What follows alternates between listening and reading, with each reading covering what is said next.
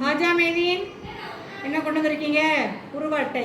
வாத்து அப்படி அழகாக காமிக்கலாமே. வாத்து வாயை காமிங்க. தமிழ் அமுது அப்படிங்கிற பாடலுக்கு அந்த பாடலை பற்றி அது யார் எழுதியிருக்கா?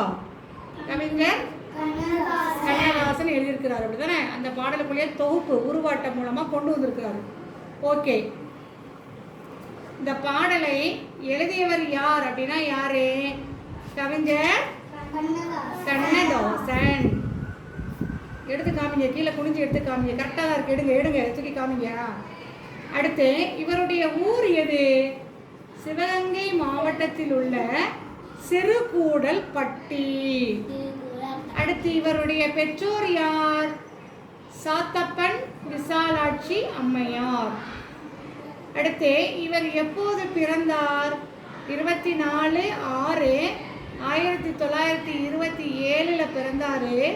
இவர் எப்போது இறந்தாரு? 17/10/1981 என்ன செய்தாரு?